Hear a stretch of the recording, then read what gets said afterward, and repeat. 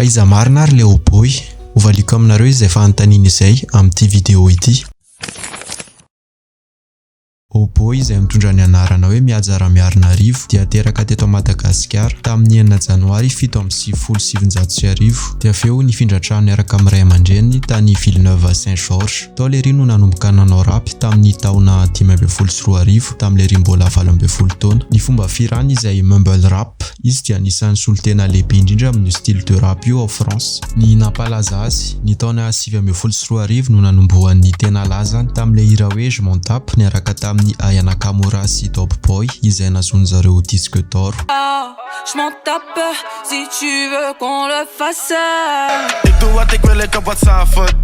Dia aveo ny taona 2014 namoaka ny single hoe Kabeza izay nazony disque de diamant.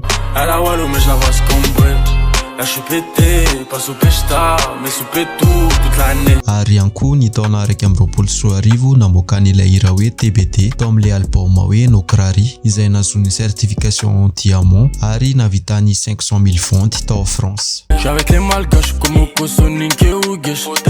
Si a fait la baisse, pas compliqué, air parent ish. Amin'ny volana avril ho avy izao moa lery no amoaka album vaovao hoe Holy Boy. Efa misy ihany ireo hira sasany efa henoko tamin'io album io toy ny Maïbaka sy spécial. Endroit pour que j'ai la paix net. Elle dit qu'il y a quelque chose de spécial. Face to face, elle va voir. Izay anisan'ny tena tiako ary tenenao amin'ny commentaire raha tianareo ataontsika ny analyse ny album vaovao io. Ka mino aho fa efa fantanireo izay tsy nalala amin'izay hoe iza le Oboy.